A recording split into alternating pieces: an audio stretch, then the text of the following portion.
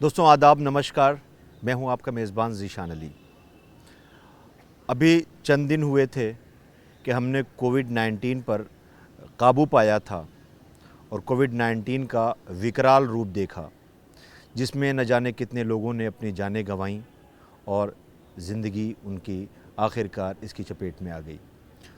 और अभी हाल ही में हम ये सुन रहे हैं और दुनिया डरी हुई है, भयभीत है, इसका एक बदला हुआ रूप जिसे ओमिक्रॉन का नाम दिया गया है।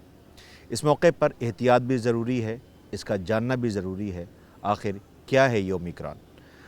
इस सिलसिले में हमने मुलाकात की है और आपकी मुलाकात करा रहे हैं चिकित्सा जगत की पल्मोनरी मेडिसिन के हेड ऑफ़ द डिपार्टमेंट और जिनकी बड़ी खिदमात हैं, बड़े तजुर्बे हैं, बड़े एक्सपीरियंस है, आपकी शख्सियत मोहताज तारुफ़ नहीं है, डॉक्टर राजेंद्र प्रसाद सर से। डॉक्टर साहब, बहुत बहुत शुक्रिया आपका कि हमने आपको ज़हमत दी और आप तशरीफ़ ले आए। डॉक्टर साहब, अभी मैंने ज़िक्र किया है कि कोविड-19 के बाद अब ये एक नया नाम और एक नई बीमारी और एक नया रूप देखने को मिल रहा है। डॉक्टर साहब, सवाल आपसे ये है कि क्या है ये? देखिए, आपने बड़ा सामयिक सवाल किया है।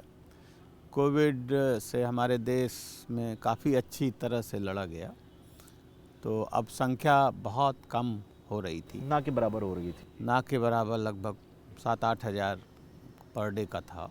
तो लेकिन अभी ये जो ओमिक्रॉन जो एक नई वैरायटी है, कहना चाहिए वायरस का अपने गुण होते हैं कि वायरस अपना हुलिया बदलता रहता है।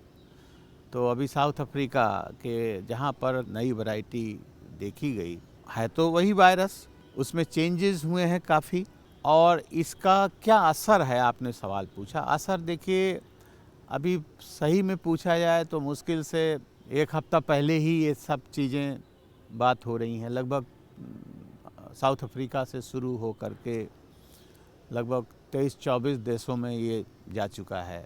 और हमारे भारतवर्ष में भी कल पहला 2 केस बेंगलोर के अंदर ये डिटेक्ट किया गया है। तो अभी इसके बारे में, जैसे आपने सुना होगा, कोविड जब आया था तो हम लोग यही बात करते थे, भाई हम ज़्यादा सब सीख रहे हैं, हम लोग भी ज़्यादा चीज़ें पता नहीं है। तो इस मैंने शुरुआत में मुलाकात की थी आपसे जब कोविड का बिल्कुल स्टार्ट था। हाँ, जी।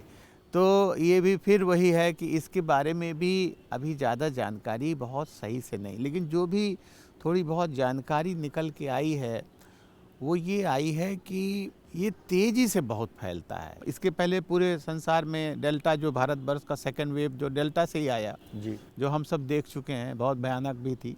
तो ये डेल्टा से शायद ज़्यादा संक्रामक है। संक्रामक मतलब फैलने वाला, एक दूसरे से जल्दी फैलेगा। तो एक बात ये, तो जो भी अभी इनिशियल थोड़े बहुत स्टडीज़ आए हैं वो ये कि लगभग 5 गुना जो है ज़्यादा संक्रामक है। तो इसीलिए बहुत दहशत सी पैदा हो गई है। लोगों ने देखा है कोविड-19 हाँ का जी, जो देखा है। जितना डरे हुए हैं लोग। अब दूसरी एक बात ये है कि ओमिक्रॉन के बारे में ये कि भाई कितना सीरियस होगा। डेल्टा का तो सीरियसनेस हमने सबने देख रखा है, कितनी मृत्यु हुई हमारे भारतवर्ष में। ये कितना सीरियस होगा, अभी तक जो इनिशियल स्टडीज़ आए हैं 1-2, वो तो यही बता रहे हैं कि बहुत माइल्ड सिम्टम्स होते हैं, बहुत ज़्यादा शायद सीरियस मरीज़ नहीं होंगे। लेकिन अभी ये मेरे ख्याल से अभी बहुत जल्दी है। अभी 1 हफ्ता, 10 दिन, 15 दिन में ये बात थोड़ी और क्लियर होगी। देखिए, हमारे साइंसदान बहुत तेज़ हैं, रिसर्चेज बहुत तेज़ी से हो रहे हैं। अब एक बात ये भी उठ रही है, क्या ये जो हमारी डायग्नोसिस करने का RT-PCR का विधि है, ये उसको तो इवेड नहीं करेगा? एक शंका जाहिर की जा रही है। दूसरी बात, ये वैक्सीन का भी बड़ा जोर शोर है कि भाई वैक्सीन को ये इवेट करेगी कि नहीं करेगी। जो भी वैक्सीन प्रचलित है भारतवर्ष में, 2 वैक्सीन तो हमारे भारतवर्ष की ही है, अमेरिका की शेष सारी वैक्सीनें रसियन है बहुत से। तो इस पे भी स्टडी चल रही है। लेकिन अभी तक जितना ज्ञान हुआ है पिछले 1 हफ्ते के अंदर, उससे तो यही है कि वैक्सीन अभी इफ़ेक्टिव है, बहुत सीरियस नहीं होना चाहिए, इन्फेक्टिविटी ज़्यादा होगी तो ये एक चीज़ बताता है ये बहुत क्लियर कट कि हमको देखिए कोविड अभी गया नहीं है।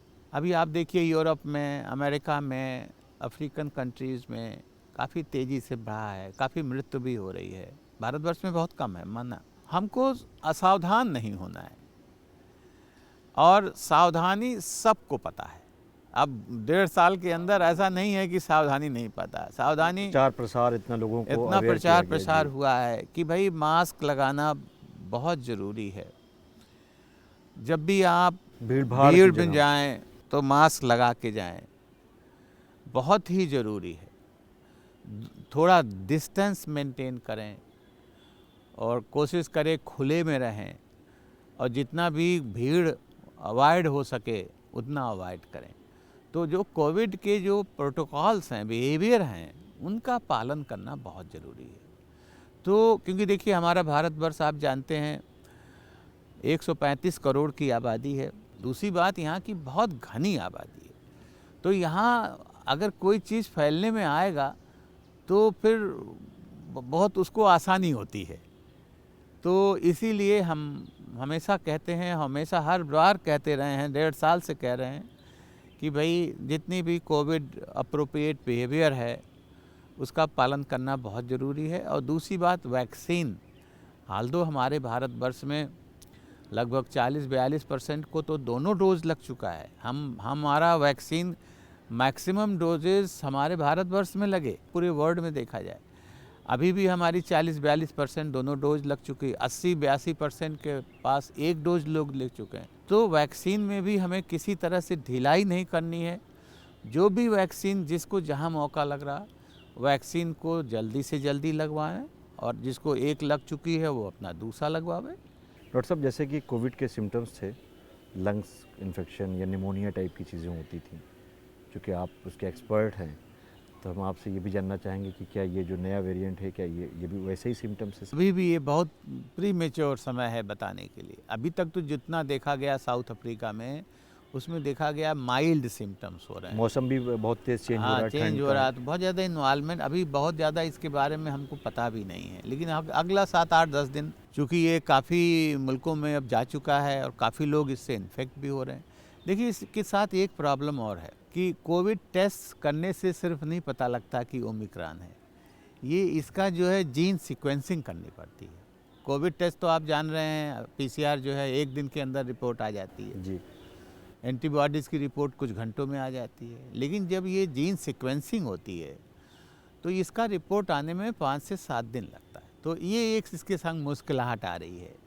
अब भारतवर्ष में तो जीन सीक्वेंसिंग अभी सबका तो किया नहीं जा रहा था, लेकिन अभी जो नियम बनाया गया, हमारी भारत सरकार और हमारी उत्तर प्रदेश सरकार बहुत ही सचेत है। मैंने देखा है कि सारे एयरपोर्ट्स पे उनका स्क्रीनिंग करना और जो लोग पॉजिटिव आ रहे हैं, सावधानियां बरती जा हाँ, रही जो हैं। लोग पॉजिटिव आएंगे उनको जो है भर्ती करना और उनके उस वायरस को जीन सीक्वेंसिंग करना, क्योंकि पता तो ये जीन सीक्वेंसिंग से लगेगा कि ये कौन सा वेरिएंट है, डेल्टा है या ओमिक्रॉन है। तो वो भी थोड़ा सा समय लेता है। लेकिन फिर भी हमें मेन मुद्दा ये है जो हमेशा मैं कहता हूँ, आज भी मैं आपके समक्ष कहना चाहता हूँ, पैनिक करने का समय नहीं है, सावधान रहने का समय है। उसमें किसी भी तरह से ढिलाई नहीं होगी। तो डॉक्टर साहब, सावधानियां मैं चाहूँगा चलते चलते आप सावधानियां बता दें कि हमें क्या सावधानियाँ देखिए सावधानियां रखनी सबको हैं। पता है, मैं फिर रिपीट करूँगा, 2 गज की दूरी है बहुत ज़रूरी, ये तो मास्क बहुत है बड़ा ज़रूरी कॉमन जी। है। मास्क लगाना बहुत ज़रूरी है, भीड़ में जा रहे हैं तो बिना मास्क के ना जाएं। और तीसरी बात, वैक्सीन लगाना बहुत ज़रूरी है। डॉक्टर साहब, एक सवाल और, मास्क की कंडीशंस क्या हैं? जैसे हम लोग बैठे हुए हैं इस वक्त, हमने मास्क नहीं लगाया हुआ है, क्योंकि आपने बताया कि हम खुले एटमॉस्फेयर में बैठे हुए हैं और हमारी जो दूरी होनी चाहिए वो दूरी है। मास्क हमें किन किन कंडीशंस में बहुत ज़्यादा ज़रूरी हो जाता है लगाना? नहीं, बहुत अच्छा सवाल। देखिए मास्क, जैसे हम यहाँ बैठे हुए हैं, अभी हम 2 गज की दूरी पे बैठे हुए हैं, हम खुले में बैठे हुए हैं, तो यहाँ इन्फेक्शन होने का चांस नहीं है। लेकिन जहाँ क्राउडेड प्लेस है, जहाँ काफ़ी लोग हैं, आप जैसे शादियों का त्यौहार है, शादियों का मौसम है, त्योहारों का मौसम है, जहाँ इकट्ठे लोग होते हैं, तो ऐसी जगहों पे बिना मास्क लगाए जाना डॉक्टर साहब मौसम बदल रहा है, नज़ला, जुकाम, खांसी, नो बुखार मास्क आजकल तो देखिए, ये मास्क का एक ही मास्क का तो कोविड का तो फ़ायदा है ही है।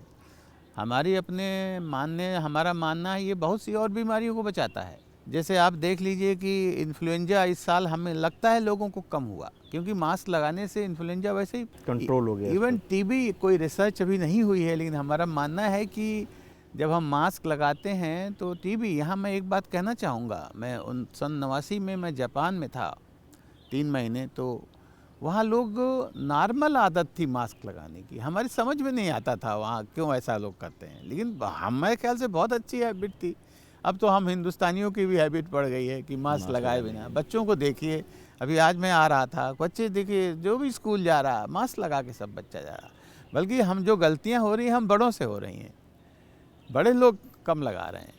बच्चों को हमने इतनी ट्रेनिंग दे दी है, बच्चे स्कूल से ट्रेनिंग पा गए हैं, सब मास्क लगा के, आज मैंने जितने बच्चे देखे सब मास्क लगाए थे। तो ये सावधानियाँ ज़रूरी हैं, घबराने की कोई बात नहीं। डॉक्टर साहब, कहा जा रहा है कि यंग जो जनरेशन है ये ज़्यादा प्रभावित। हाँ, ये भी एक इस जो ओमिक्रॉन के बारे में ये आया कि इससे यंग लोग थोड़े से ज़्यादा ओल्ड लोग भी होंगे, लेकिन यंग लोग भी प्रभावित होने के चांस हैं। अभी जितना हुआ है, जो हमारा बेंगलोर का एक केस आया वो 44 साल उसकी उम्र है और एक की उम्र लगभग 66 साल है। अभी 10-15 दिनों में और क्लियर होगा, लेकिन ये है कि हमें इस बीच में सावधानी बहुत बरतनी है। हमने डॉक्टर साहब को ज़हमत दी, डॉक्टर साहब तशरीफ़ ले आए और हमने आपसे बात की, तो बहुत ज़्यादा हमें पैनिक होने की ज़रूरत नहीं है, सावधानी बरतने की ज़रूरत है। अगर हम सावधानियाँ बरतेंगे तो हम अपने परिवार को, अपने माशरे को, अपने माहौल को, अपने समाज को, अपनी ऑर्गेनाइजेशन को, जहाँ भी हम रह रहे हैं उसे प्रभावित होने से हम रोक सकते हैं। तो हमें एहतियात करने की ज़रूरत है। मैं उम्मीद करता हूँ कि ईश्वर करे ये बीमारी जिसका हम नाम सुन रहे हैं इस पर जल्दी काबू पाया जा सके और हमारे जो लोग इस पर काम कर रहे हैं वो जल्दी किसी नतीजे पे पहुँचे। बस ज़रूरत है तो हमें एहतियात बरतने की।